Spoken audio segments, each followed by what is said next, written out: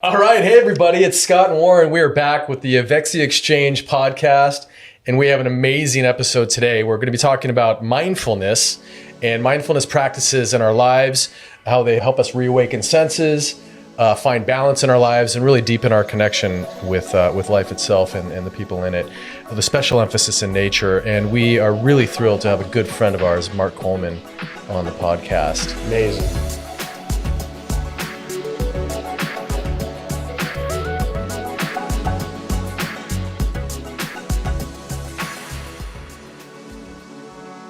How you doing, Skip? Good now since Mark is with us. It's so funny. Last episode we were talking about healthy aging. Right. And we were talking about strength, and it's so cool now to have Mark, and we're shifting over to mindfulness. Yep. And the mental health that is part of our DNA here at the Club of Avexia. Really, yeah. This goes into the sort of the mental fitness part of it. And it's interesting because Greg was talking about what you do for strength and sleep and recovery and connection.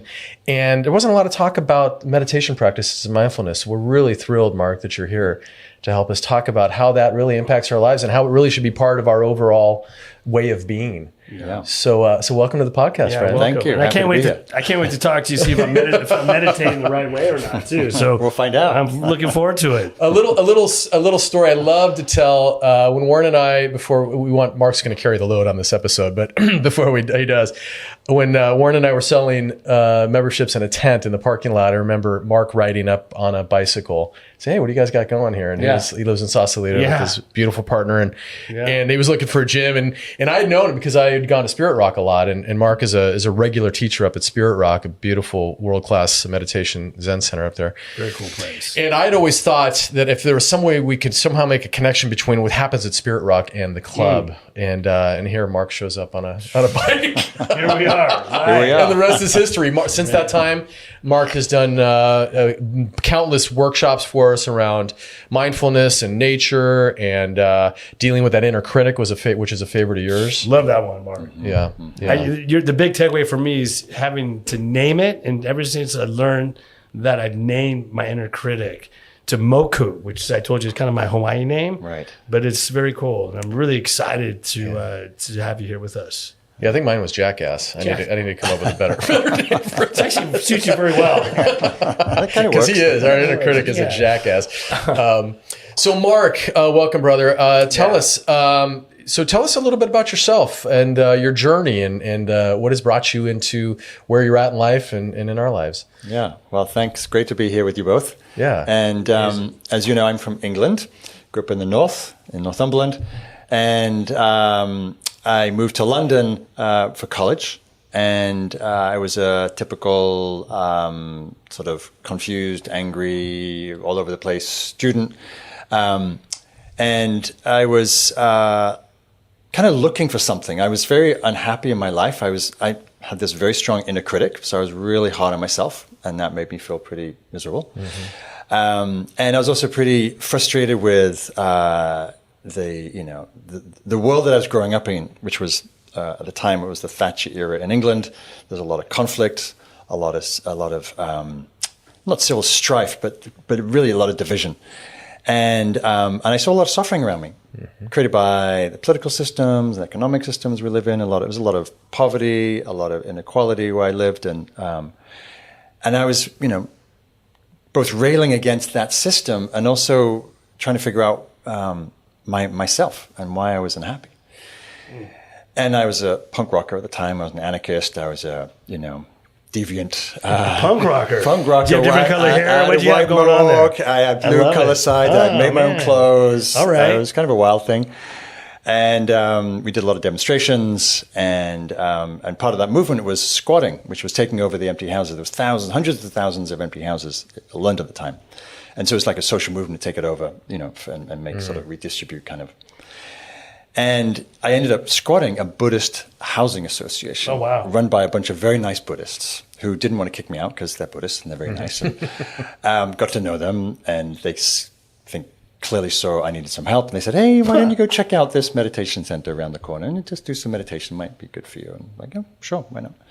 So I was looking, and I went to this meditation class and sat down, got some meditation instruction. And it was like this sort of awakening, because you sit down, you close your eyes, and you're guided on how to pay attention to your mind. And I never really paid attention to my mind. It's a funny thing to say. Yeah. We're mostly focusing on what's out there. And I was busy focusing on what was wrong and blaming governments or whoever it was for why I was unhappy. And I looked at my own mind. I was like, oh, it's my own mind that's actually the crazy place, and the cause of so much of this angst and worry and stress and fear. And so that just kind of totally rocked my world, because it's like, oh, I need to look at this. If I want to be happy or free or peaceful or whatever it is, I need to have some agency and some understanding about what's going on in here, because this really is the sort of the foundation for everything else. That's right.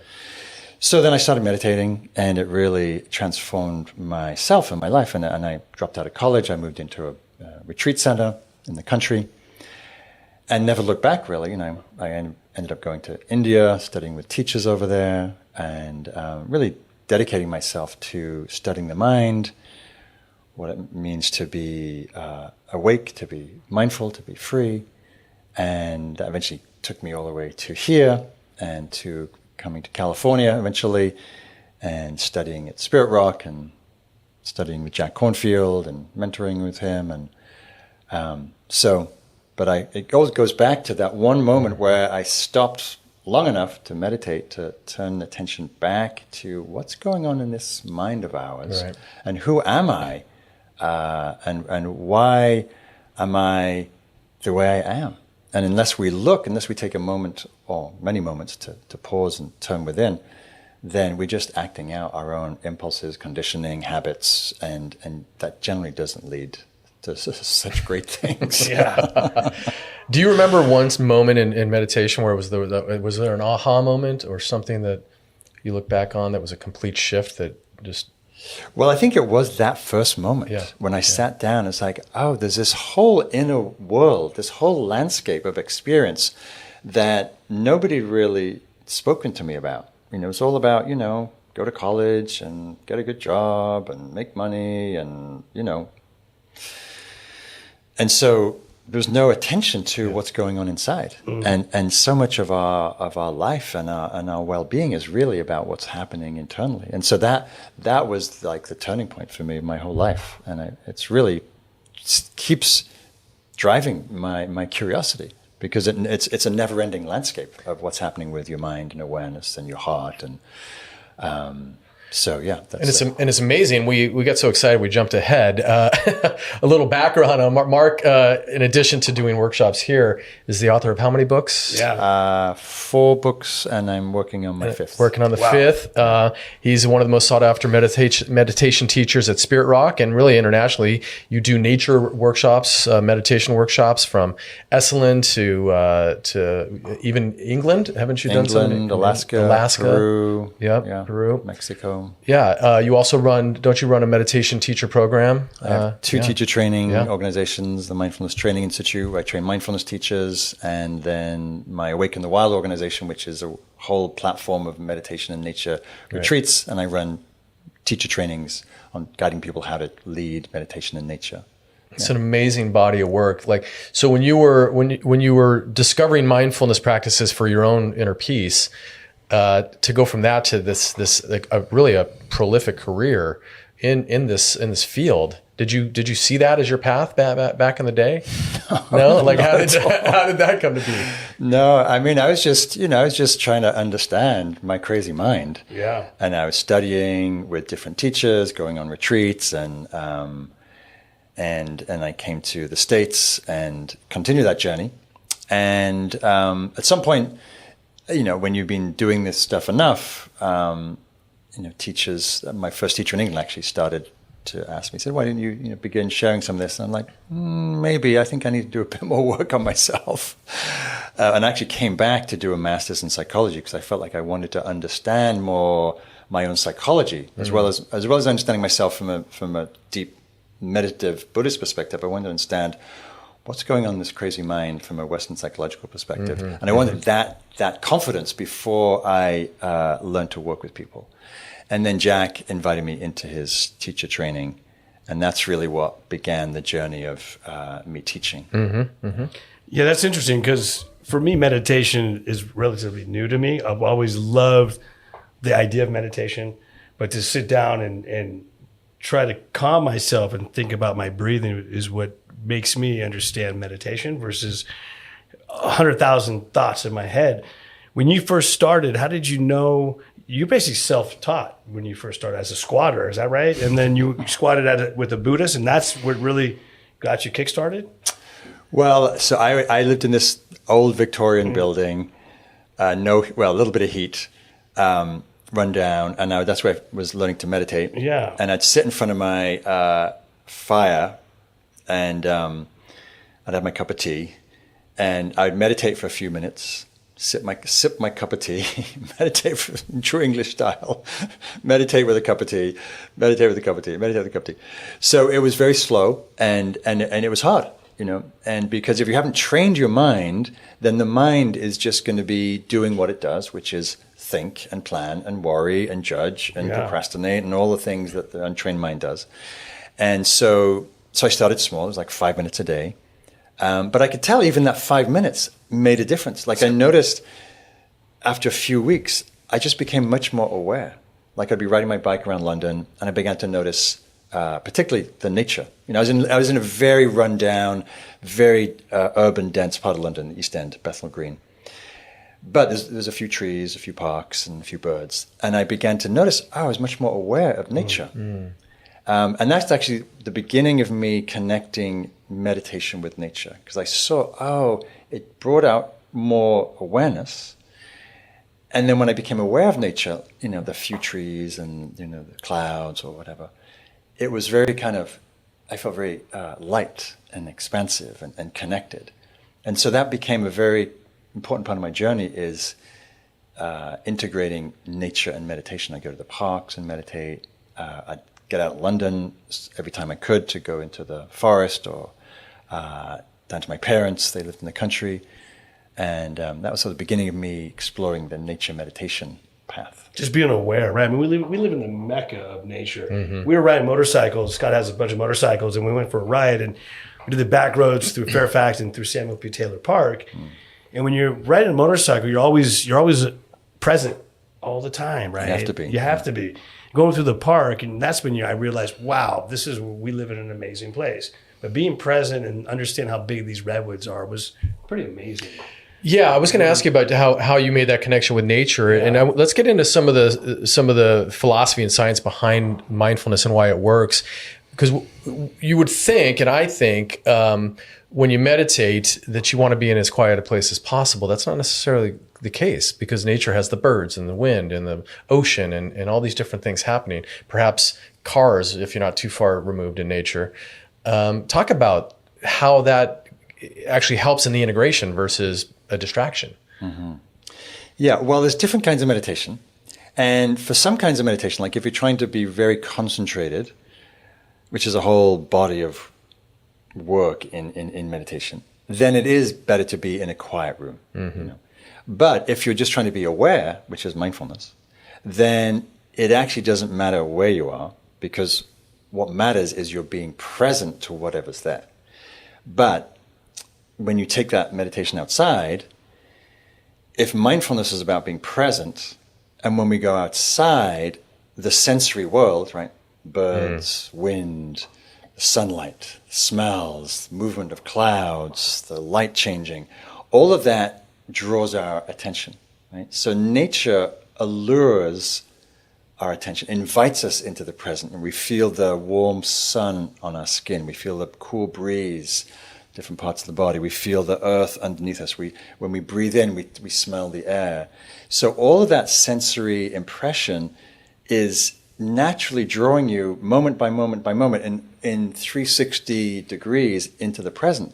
So if your goal is to be present, then nature is doing that work for you. Because it's just, the crows are calling, and the waves are crashing, and the foghorns going, and the cars are driving by, and all that's just bringing you here.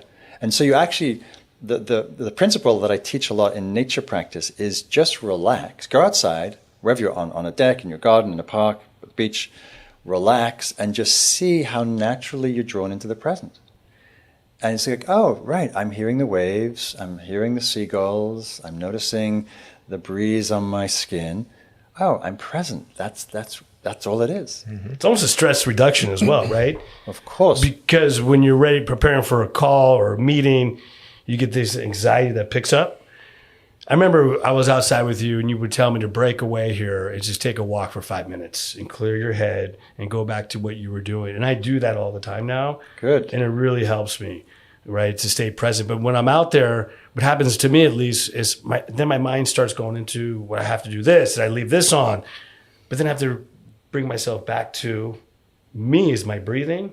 And then I start paying attention to my surroundings. And it's working immensely for me. So thank you for that tip. Yeah, great. There's a line from the local writer Annie Lamott. She has this phrase: "My mind is like a dangerous neighborhood. I try not to go there alone." And you're pointing to that. Our mind takes us to any and all places, usually anywhere but here, and usually to anticipation, fear, catastrophe, drama, and who knows where else. And when we come into the present, like here we are in Avexia, and we take a walk outside the building, and we shift our attention from our head to, oh, look, the snow egrets are back on the marsh, or it's high tide, or there's billowing clouds, or the fog's rolling in, or the herons are back again. That brings you into the present. All that worrying, churning rumination for a moment calms down, and we just get present. Our nervous system relaxes, our breathing slows down, our heart rate goes down, our cortisol level goes down, and we feel good for a moment or a minute. Right? And so it's good to notice that. Yeah. And then why I'm teaching the workshop here about refreshing your senses, it was specifically designed for people who, like in the co-working space, which is like most people now working in an office, working on back-to-back meetings, back-to-back Zoom calls. We have these little windows between meetings. What do we normally do? We hop on this. We hop on this, which is equally demanding of attention. Neuroscience, just this great research study came out that phones deplete attention, just like attention is a exhaustible resource. And so instead of looking on the phone, if we just step outside, which you can do here if you're working in an office that backs onto a marsh in the bay, and just literally, as you're doing, walk around the building, look at the grasses, look at the marsh, look at the sky, breathe, notice the sounds, that actually is very refreshing of the attention. And if you do that for a few minutes, and you do that every hour, all day, then at the end of the day, you're going to be more refreshed, more grounded. And when you go back to your meeting, after that 1, 2, 5 minutes, you're going to be more fresh. You're going to, the last meeting is going to be more absent. Love that. And you're going to be more present. And one of these reasons I love about telling people to be outside is, one, for most people, it's available. We don't all live in Yosemite National Park, but we do live, we are based here in Marin County, a lot of beautiful nature. But it can also mean looking out the window. It could also mean looking at a plant. Like I put this beautiful photo that Scott took of Stafford Lake, and I'm looking at it, and just looking at that, actually, I can feel it calms my nervous system. Yeah, let me grab the photo for the audience. So even if you can't get outside, you can look outside, or look at a picture, a photo of nature, look at a plant. And the research shows, like when patients are in hospital and they have a view of nature versus a view of nothing or a brick wall, they heal quicker, they heal faster. I mean, sometimes by weeks. Wow. So it's incredible. And nature is, we are nature, but it's everywhere. That's right. It's free. It's all around. And it's just inviting us to pay attention for a minute, for 10 seconds. Yeah. And so if we can integrate that into our day, because it's available, because it's free, and it's everywhere, then we're really supporting our nervous system, our well-being, And of course, if you can take a longer walk, like at lunchtime, 10 minute, 20 minute, half an hour, take your lunch outside. I always take my laptop outside. You see me working outside on the deck because when I'm working on my laptop, I can touch type. So I'm looking at the bay while I'm touch typing. Right. I'm taking in this beauty, and that just brings me present, and it's calming me down. And I also feel connected to beauty and to joy, and it's free. And I think I'm gonna put Scott's desk outside, so he can always be out there. I'm surprised more people don't do it. You've got it figured out, man. You've got your laptop and you're looking right out over the water. I do. One of the things that I love so much about the Avexia experience, from my perspective, is when I see members take a moment from working out or from the co-working, and they just stroll out the deck, lean over the water. They're not on the phone. They're just taking it in. I love seeing that. I love that this facility offers that for them. Yeah, one of the big things, I have a question for you. So I've gone on these retreats, and I know a lot of people think the same because I've heard it. And you get this essence of your calmness, and you want to bring that feeling back to your everyday life. That's like, it goes away. So how does one maintain that thought process and keep it with them? I mean, that's hard to do. Yeah. Right. And that's a lot of practice, because Scott and I went on a retreat in Los Angeles. It was a lot of fun. It was a little plant-based medicine that I did, and I wanted to get myself back to that space because it was magical for me. And it's a practice, right? And I'd really like to know the secret to that, because I felt it. Right. I want to be there again. Sure. But I don't have the surroundings or the teaching when there was a purpose during that, the intention. Sure. Well, I think the most important thing to remember is you can't keep it. It doesn't last. Keep it. Nothing lasts. Like nothing lasts. You go in nature, nothing lasts, right? Seasons, moonrise, sunset, like nothing lasts.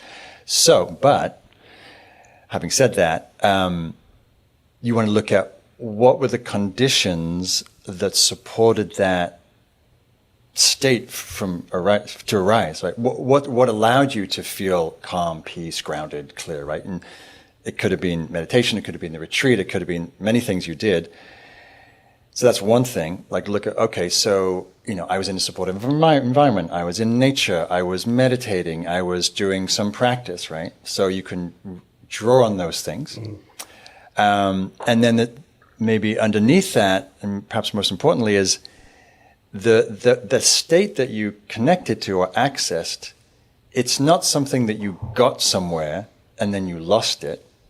It just it revealed that you innately have access to those qualities in your own being right here, right now, and they get covered over by busyness, by worry, by stress, by life, and so often a better way to think of meditation, not as getting something, but as peeling away that which is interfering with you accessing your natural state, which actually is peaceful, is calm, is at ease.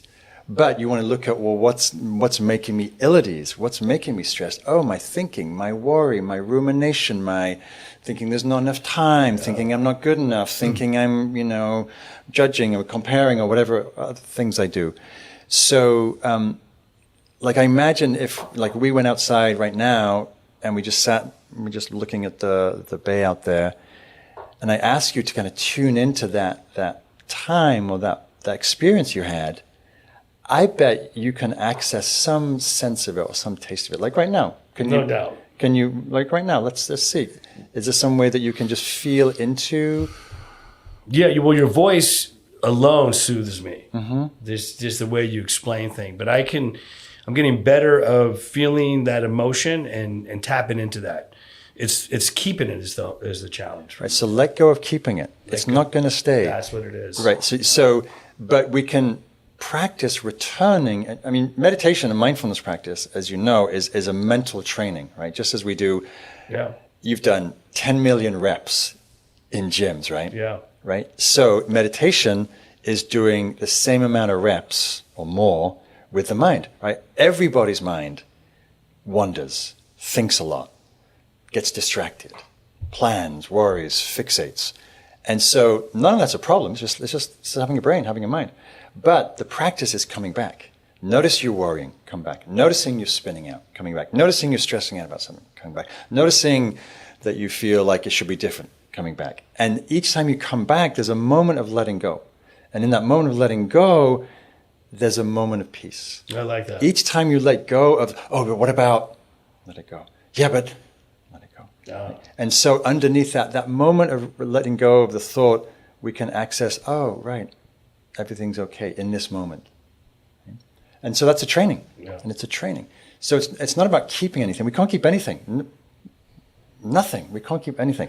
But we can reestablish presence, awareness, mindfulness, connection, well-being over and over. So it really is a moment-to-moment thing. You can be in the most beautiful place in the world, like Scott could be back at Stafford Lake at that gorgeous photo we just saw, and he could be stressing out about avexia, or he could be really present looking at the mist, right? Or he might be present looking at the mist and then stressing out and then going, wait a minute, I'm not at avexia, come back to the lake, and then he's at peace again, right? So we all doing that all the time. That's the practice, coming back over and over. Just repetition. Repetition. Yeah. So I think I heard this 60,000 thoughts we have a day. Which seems crazy. Is that right? Does that sound right? That's one of the numbers that gets put out there. I don't know how they know that personally, but it's debatable. The neuroscience is still trying to figure out exactly what a thought is. And so the range is from several thousand up to 60 to 90,000 thoughts. That's insane. Basically, it's a lot of thoughts. But isn't it more, a lot of it is ruminating about the past or thinking too much in the future? So that's what people get twisted on. Yeah, we all do. Worrying about the past, thinking about the future, planning, or ruminating about the present, or judging or comparing. So one more before I give it up to Scott. It's traffic. I'm the worst. Are you good in traffic? I've gotten so much better than I used to be. I am totally cool now. Actually, I still drive fast. Yeah, you do drive fast. But I can almost sense, like we talked about last time we were driving. I can see the road. I know who wants to drive faster than me or cut in front of me, and I just sort of give it up. I just flow like water when I flow in traffic. That's one thing. Lisa just. She about me. I guess I've been in Italy and I realized a lot of the Italians that they drive like maniacs, man. But I have a tendency to lose my shit in traffic, and I'm getting better at it. And I have to realize I can't control this. So the other alternative is to me just to chill. And my remedy is playing classical music. But I don't want to have to play. Yeah, right. Don't go to LA because the traffic down is absolutely freaking horrible. Is there? Sure. I mean, how do you handle that? Yeah. So, I mean, similar in a way, what we're just talking about, but. I'm serious, it is. Or drive in Milan or Rome. Or Turkey. Yeah. So, I want to sort of bring us back to avexia, right? So, one of the essences of being an avexia is working out the body, training the mind, right? Training the body, sorry. And the body, from the perspective of mindfulness, is your ally and your support. So what I mean by that is, so you're driving here, or you're driving to a meeting, let's say, and maybe time's a little tight. So you're stressed. Where are you feeling the stress? Well, you might be spinning out about worrying about being late, but where you're feeling the stress is in your body. You're breathing shallower, your heart's going, you're probably a little hotter, you're probably sweating a little bit. And there's tension, right? So the body's telling you you're stressed. The body's telling you you're tense. And then when you're coming up to a light, and you're like, oh, it's been green for a long time, and you can feel it. The stress rising. Is it going to turn on your body? Right? For sure. And then maybe you do hit a red. So you can, in that moment when you hit a red light, you can get more tense and get angry or frustrated. I hit my dashboard. Your dashboard, right? It doesn't help us get there any quicker, right? Yeah, exactly. And nor does worrying about being later help us get there any quicker. So in those moments, you want to support the body, just like we're doing all the time at avexia. What does the body need? Well, it needs to relax. So notice this, notice that, and just see if you can just at least drop your shoulders, and soften your body a little bit. You usually have 30, 40 seconds at a light. And then the quickest in the research now with the way to downregulate the nervous system. And when I mean downregulate, when we get tense and stressed, we upregulate, right? We get tense, the mind's spinning, heart rate's racing. So we want to downgrade the activated nervous system, right? Engage the parasympathetic, it's called. So the quickest way is to take a few what they call sipping breaths. They've got different names, but basically we can all do it together. So you do one long inhale breathing through your nose, and then a sip top up through your nose. Long exhale through the mouth.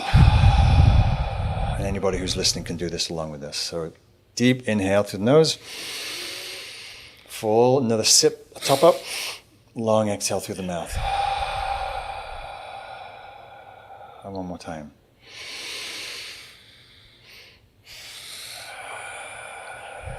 So you do that while you're sitting at the light or stop sign or traffic for you already feel it. 3 breaths, 5 breaths, right? And that long exhale is telling the nervous system that things are okay. Because when we're relaxed, we breathe slower, deeper. Yeah. And so just through that, bring your attention off from the spinning hamster wheel, into the body, into the breaths. And then, right, it's like a reset. I mean, just before a meeting, I should. Yeah, it's really, really powerful. It was instrumental when I sort of went through sort of a spiritual awakening. When I turned 50, I was battling the health issue and wanting to get sober and make some real changes in my life. And up until that point, anxiety about the future, what have you, would just be overwhelming, right? I'd feel it, and the breathing was so critical for me for the reset. Yeah. So critical. Yeah. And again, these things are free. They're available. Yeah. Always available. So there's a phrase I learned from a teacher in Nepal: mindfulness is easy. Remembering to be mindful is difficult. That's right. Right? That's so right. breathing is easy. Remembering to take these long, slow breaths is difficult. So every time you hit a stop sign or a red light, done, or you're coming to a meeting, or you notice your mind, okay, just... 3 of those breaths. Three of those breaths. Is a protocol. Yeah. And if you can do 5 or 10, better. But 3 is plenty. And you know what blows me? You know what's interesting to me is people that I've talked to would say to me, "God, I used to meditate all the time and it was great, but I just stopped doing it." That I can't process, because when I start something, that's just my intensity. But I don't. I just see it through. If it helps me, I never give up. But people that know it works, they've told me, "Oh my God, I used to meditate all the time. I got to get back into it." It's almost like working out. I used to be working out all the time. I got to get back into it. Why do people stop if it helps them? You know, it's very interesting. And how do we get that mind back to what used to be? Yeah, you know? It's interesting. It's a great question, and actually, it's the hardest question I get from students is, how do I maintain this practice? How do I do it every day? Yeah. You know, I did it for a while. I fell off the wagon. I came back to retreat. I got inspired. How do I maintain that?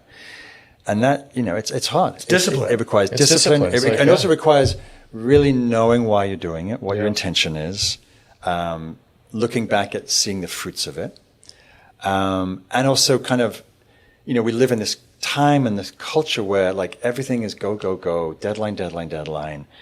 And so this culture is not telling you, oh, just relax, you know, take 10 minutes to meditate. No, it's like, get out there, do something, be effective, you know, 10x it, you know. Totally. And so you have to go against the flow to go, no, I'm actually going to value my sanity, my well-being, and actually take a minute, 5 minutes, 10 minutes, half an hour, whatever it is you need to do that.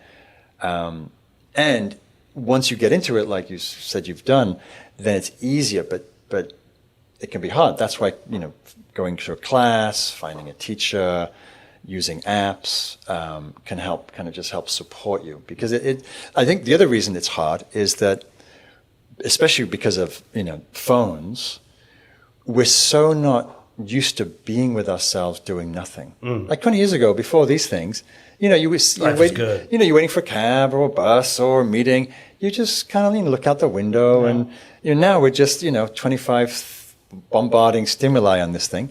And so we've lost the ability to just kind of relax and just do nothing. It's so funny. I trip on that when I go to an airport and you're sitting in the terminal waiting. Everybody's on their fucking device, just looking down and they don't look up. Nobody's There's talking no to each other. contact. It's like, what happened to us? Yeah, absolutely. Yeah, or cafe, or most places. And so actually, one of the reasons I think people don't meditate is when you sit down in a quiet room or outside with yourself, there's for most people, there's a minute or two of discomfort because you kind of have to sit with yourself and what your mind's spinning, your body's a little anxious, or your heart, whatever it is. And it takes a little bit just to kind of soften into that. Mm-hmm. And then once you do, it's like, oh, it's actually quite nice. Oh, and I really don't want to look at my phone. In fact, I'm going to sit for 20 minutes because this is really quite pleasant.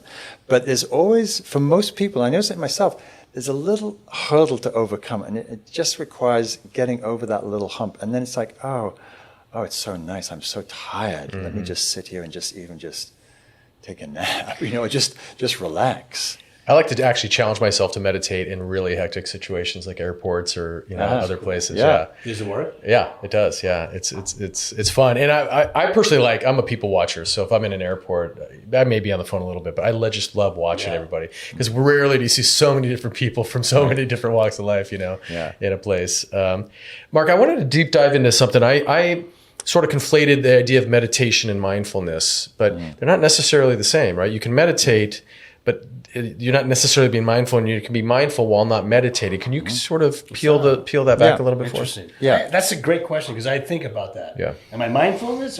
Yeah, you're meditating, you're being mindful. Yeah, right. Wow. Right. Interesting. Yeah. See that? He knows how to throw some good questions out there, man. I love that. So it's a big question. Yeah. I'll try and simplify it. So mindfulness is both a quality. It's a quality of attention, like being present. It's also a form of meditation. Right? And you can use meditation to cultivate mindfulness. Right? You can use meditation. So that's one way of. And then meditation, there are thousands of different kinds of meditation. Meditation is really, think of it as mind training. It's like training the mind and the heart. And you can train the mind to focus with mindfulness. You can train the heart to love through love and kindness, compassion meditation. You can train the heart to be more devotional with a mantra practice, say. So mindfulness is a quality, it's a practice, it's a way of being. And then the two get conflated. Mm-hmm. So mindfulness meditation is really like the form, it's a structure, right? Whether it's a sitting meditation or walking meditation. There's lots of different kinds of meditations, but the meditation is like a platform or vehicle to cultivate certain qualities. And so for many people, meditation is a way of cultivating mindfulness. Mm-hmm.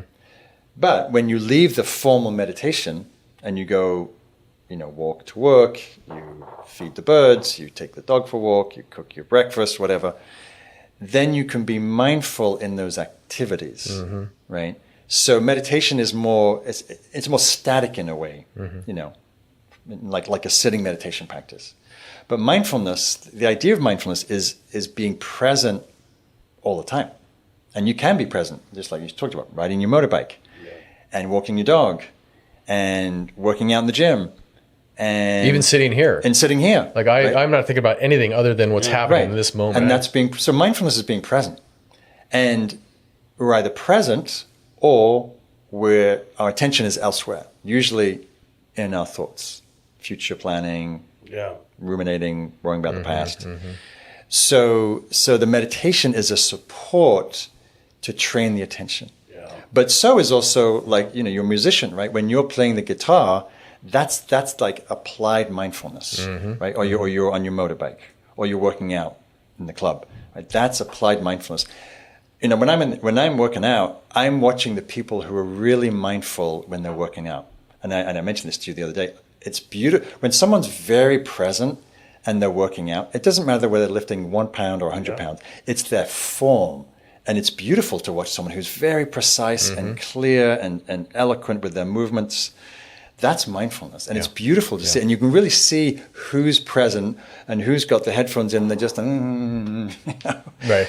While they're looking around. And right. Just like when I love to watch modern dance, and I to see someone so present in their body moving, it's beautiful, right? Yeah. And so the idea is you train in meditation to then bring that quality into everything you do, into conversation, into your work, into meetings, into your athletics, into whatever. Yeah. See, that's great, because I'm learning that on my own. I haven't taken any classes on meditation. I remember way back when you asked me what type of meditation am I doing, and I didn't know how to answer that question. I'm just closing my eyes and focusing on being here and now. It's funny, when I work out, I notice I ruminate and I think about things and I get myself like, I'm sloppy, like you said. And then when I bring back to the form and I really concentrate on my tempo and my breathing, it's night and day. And like when you're present, you learn so much more. Of course. You're engaged, right? Yeah. You can't learn if you're not present. Right. You just can't. You gotta stop thinking about other things. Yeah. It's amazing. Yeah. That's a really good. Actually, the one thing you do learn when you're not present is your form can get sloppy, and that's when you get injured. Yeah. Yeah. Right? Yeah, right. You're rushing, you're just like, oh, I'll pick up this weight, and my back's bent and twisted, and, you know. Snow skiing, very similar to that. You just get in the groove and you stop thinking about what you're doing, and you just blow out a knee. Absolutely. Same with motorcycle riding. Yeah. That's one of my challenges riding around the West Marin and the roads around here. It's so beautiful. It is so easy to get distracted by the absolute beauty. There's nobody else on the road, but I still find myself like, oh my God, stop looking at the vista of the cliffs and get back on focus here. Yeah. But he and I both love the ocean a lot, and I think it's for the same reason. When we go out there, we can literally just sit and stare at the ocean, and we're not looking at a bird or a wave or a rock or anything. Something about that kind of natural cathedral is grabbing our attention, but not our focus. And I call that a form of meditation for me, right? Because my mind is nowhere else, but I'm not super focused. It's just such a beautiful thing, and I think that's the thing that captures our imagination in nature, 100%. right? Yeah. Yes. Well, with the ocean too. So surfing is absolutely, you have to be present all the time. You're watching the wave, you have to catch the wave, make sure it doesn't break on top of you. And then I love scuba diving under the water. You're freaking always present because you're always seeing the beauty of it. So it's wild that you brought up the ocean, because two powerful things. Yeah. And so those are good examples, like particularly scuba diving or snorkeling, where nature is naturally drawing you into the present, right? And then, of course, with surfing, you have to be present, otherwise you're taken out. But the underwater life, right? Right. But I want to come back to something you said, Scott, about when you're both looking at, how you're both like looking at the ocean, it can absorb your attention for a long time. So this is a really key point that I'm trying to make a lot when I'm teaching. So most people associate meditation and mindfulness with focus, right? That single-pointed attention, right? Which is a part of meditation. It's a part of training the mind, how to focus, how to be present with one thing, right? But a lot of the time, our attention, so if you think of attention awareness like a lens, right? Sometimes it's very narrow, it's like a micro kind of, or macro focus on like a camera. Sometimes it's very wide angle, right? So a lot of the time, like when you're riding a bike or looking at the ocean or playing sport, or just walking around the street, your attention is actually mostly wide, because it has to be. You want to be taking in the flow of traffic, the sky. When you're at the ocean, you take in everything. So that is called in the practice. That's called open awareness, where your attention is just receiving everything, right?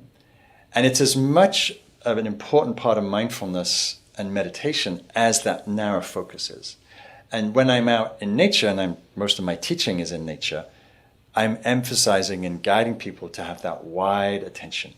Where of course, your attention might get drawn to a seagull, to a crest of a wave, to a cloud, but mostly you're just kind of taking it in, right? And you're equally present as if you were hyper focused on the pattern in a snail's shell, right? So. In the research, that quality of attention, where the eyes have its wide gaze, is also very calming to the nervous system. And one of the reasons why these are stressful and our computers are stressful is because we have this focal point of about 2 feet from the head, from the face. And our nervous system registers that as stressful. When the eyes can have a far horizon, the nervous system registers that as everything's okay. Is relaxed. And so that's why it's so relaxing and so enjoyable when we're, up a hill, gazing at the ocean. And for me, that's a much more beautiful and relaxed way of being present. It's just, like I was hiking up above Bolinas Ridge yesterday, just taking in that vista And I'm not trying to be mindful. I'm not trying to focus and be present. I'm just present. It's beautiful.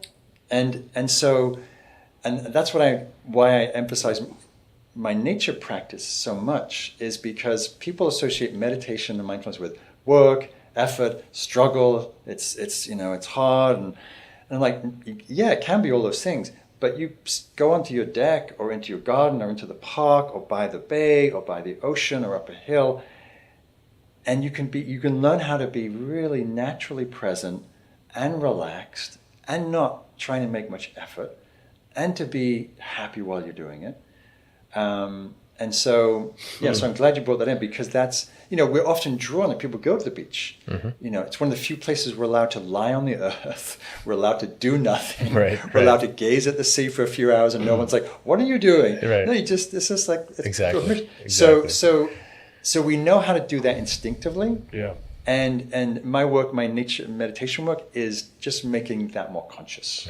Just like I'm trying to, like the workshop I have happening in Evacacia in a few weeks, of taking people out onto the deck. Yeah, that's gonna be cool. To look at the, we're going to do some gazing practice at the bay, gazing at the sky, listening to the sounds of birds and wind, walking practice, breathing the salty air. All those, they're just ways to just naturally come into the present. And as I say, it's very accessible, it's available, and it just gets us out of our stressful thought loops, which you talked about. And it's easy and available. I'm so happy you asked that question, because it was so crazy you asked that question, and the answer was answered for me, because this morning I got up super early, like I always do, but I didn't get a chance to really meditate. So I came to the club and worked out.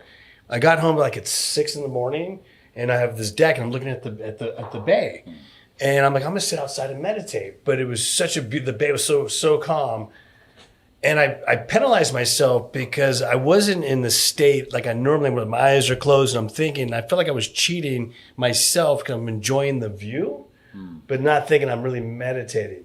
So you really answered my question on, there was no right or wrong answer on it, but I was fully content and happy. Yeah. But I thought I shortchanged myself because I wasn't really meditating. I think you were satisfying the calmness of the mind in a different way. Yeah. In a different way. Yeah. That's just learning that process. It's interesting. So it just taught me a ton right there. Yeah. My daily meditation, going out onto my deck, because we have a similar view. I can see the bay. I can see this dawn, because I get it before sunrise. Yeah. See Angel Island, and I'm just sitting, gazing at the sky. Just gazing. And sometimes my eyes closed because I'm feeling like drawn inwards. But most I'm just sitting, being present.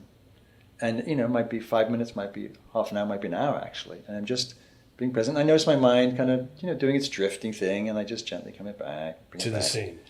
Coming back to seeing, just and that's so restorative.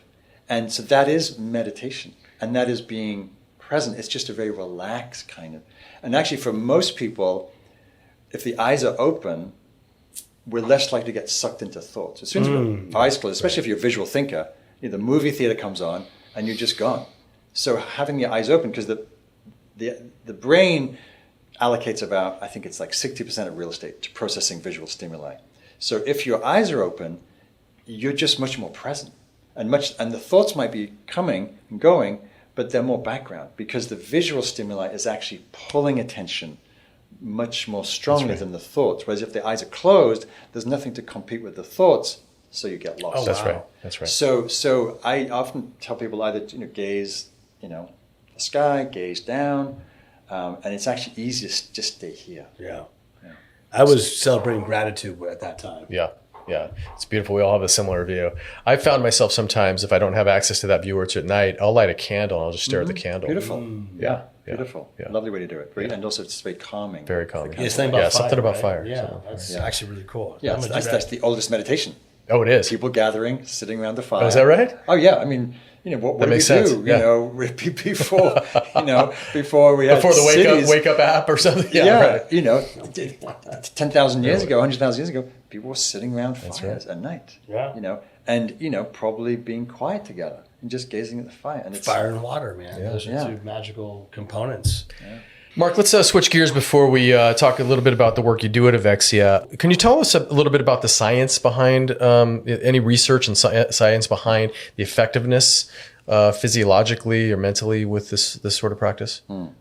Yeah, well, mindfulness in general, there's thousands and thousands and thousands of research papers being published now in the last 20 years showing how mindfulness, supports focus, supports lowering all the metrics we want lowered, lower cortisol, lower heart rate, lower blood pressure, increases in well-being, reducing anxiety, depression, supports for ADHD, and the list goes on. It works for so many things. And then the research on nature and meditation is newer, but there's a kind of explosion in the research community because I think since the pandemic particularly, people realize, oh, wait a minute, there's this thing called nature that we can go out into, and it feels good. It's like, oh, wow, what a concept. And so, and we all know, we feel better when we go outside, when we go to the beach, when we take a hike, when we're in the forest. And there's a lot of the research began actually in Japan and South Korea with this practice called forest bathing, where there was a researcher who started to study people who took a walk in the park, and he would take their blood pressure and blood samples pre-walk, post-walk, and they'd take a 1, 2, 3 hour walk. And the data was astounding how much their blood pressure went down, how much their cortisol levels went down, how much their happiness index went up. And so that's become a body of work called forest bathing, which you might have heard about. Oh, right. But that's really, there's so much research being done now. I just think about some things that stand out for me in that research because there's so much. There's actually a wonderful book called Nature Fix, if people are interested. And there's another new book that just came out. It's called Nature and the Mind, I think. And it's basically confirming what we know. Like a lot of research just confirms, that like walking through the forest, improves our well-being. We feel happier, we feel less stressed. For example, like they compared walking in the city versus walking in a park. And we evolved in nature, we co-evolved with nature. So when we walk in nature, our brain's like, oh, I know this, and so therefore it's restorative. There's a whole body of work called attention restoration therapy, where when we're in nature, it's restorative for the brain because the brain's not having to process what are all these weird things. When I'm in this office, I did not co-evolve with lights and cameras and tables and microphones and fluorescence. And so it's taxing on the brain. So when you walk through, those people that walk through the city, they felt much more stressed and tired than the people who walked through the park. And so it's just, it's just validating what we know, which is, yes, go outside, get off screens, get some fresh air, move your body in nature, be beside trees, there's a whole plethora of studies. No particular ones are coming to mind. But the other word that I just want to put in here is there's these researchers called Kaplans, and they talked about the quality of attention that happens naturally when we go outside into nature is called soft fascination. We become softly fascinated. So like when you walk at Stafford Lake, that beautiful photo that you showed us earlier, or you're hiking at the beach in Maui, you don't have to work hard to be present because you're fascinated in a very soft, curious, engaged way. I just love that phrase, soft fascination. That's a good phrase. It's so different than meditation is like work and like hard effort. And no, so you go into nature and you're softly fascinated. You're softly drawn into the present. And that's why, again, my nature work is encouraging people to go outside because it let mindfulness be drawn with soft fascination. Like what more fun, juicy thing is it to do than that? Yep. I think I'm going to make that the name of my new band. saw Fascination. Oh, I love it. I No, love I'm kidding. it. I was looking for fun band names. Mark, we're wrapping up the podcast. We're so glad that you've been here. You've done such amazing workshops for in the past. We do a lot of different lectures and workshops and events, and yours are always the most well attended. Yeah, for sure. Tell us a little bit more. You talked about it, but tell us about your upcoming one. Mindfulness with Nature at Avexia on our beautiful decks overlooking Richardson Bay.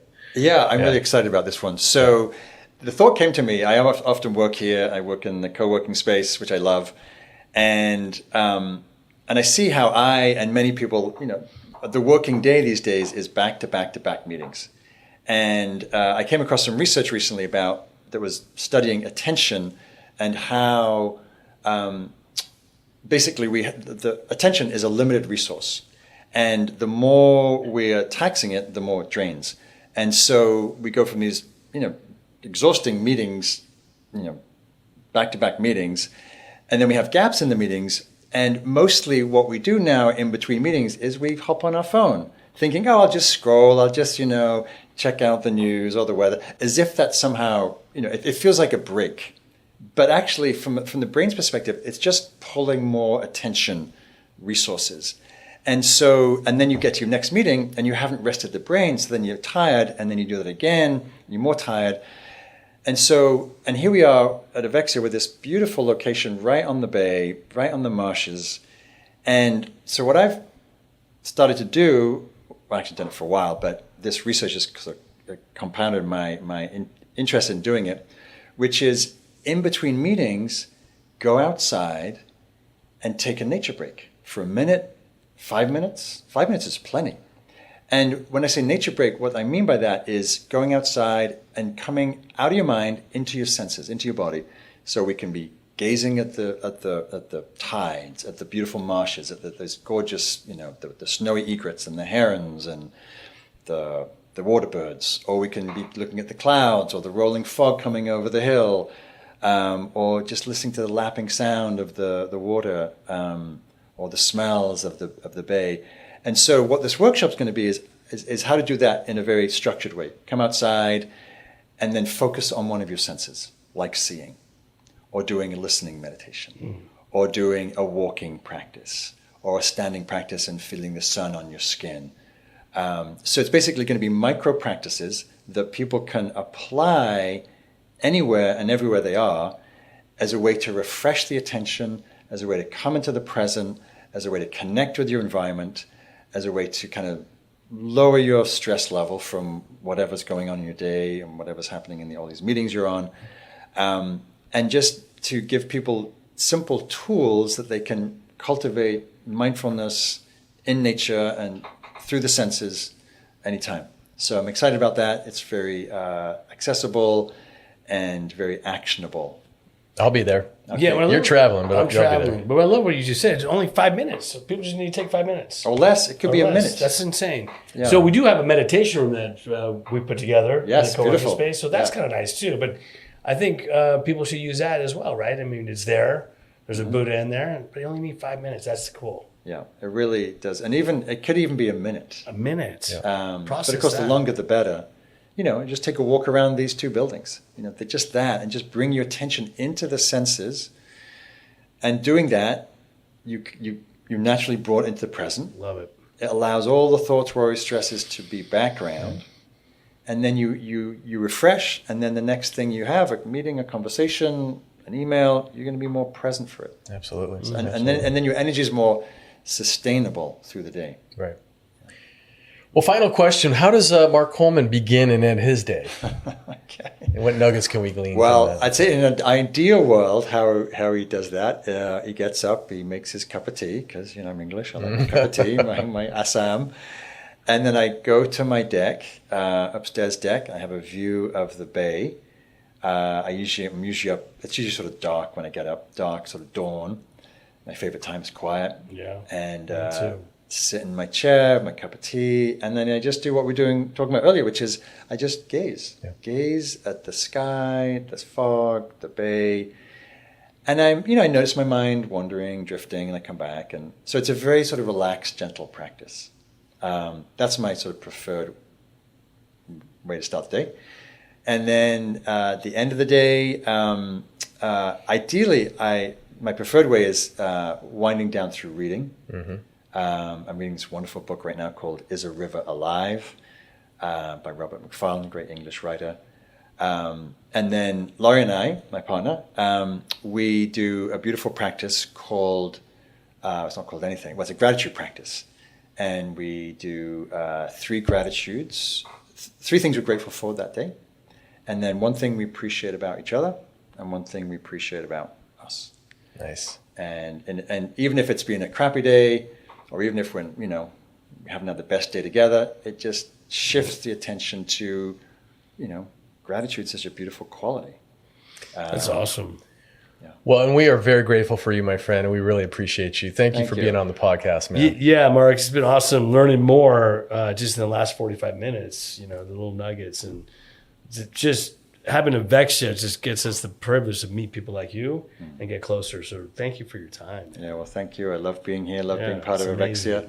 And so keep an eye out for upcoming Mark Coleman workshops and his books. Are you still doing the morning meditation live stream? Yes, I'm not doing it right now because I'm on sabbatical. Oh, right. Even though I'm doing Thank podcasts. you for stepping out of your sabbatical. But yes, it's 7:30 in the morning. You go to awakenthewild.com Right for on. more information about that. Yeah, what was the name of the last book you did? It was the nature book, right? Yeah, it's called A Field Guide to Nature Meditation. Yeah, that one. And what I like about that book is it's on audio, so you can get the audio version. There you go. Through my website, markcoleman.org, and then you can be outside, Vexia, the beach, in the mountains, wherever, and then you're getting a guided meditation. You see, that's for me. I can process more on audio than reading because for that reason I fall asleep when I read. But markcoleman.org is where we get it. That's awesome. When you come back from your sabbatical, are you going to do any work at Spirit Rock? Or? Yes, for sure. Yeah, I'm back to my nature retreats and local retreats. So markcoleman.org for all his comings and goings. Thanks again, Mark. Thanks, Mark. Thank you. Yes. That's a wrap. That's a wrap.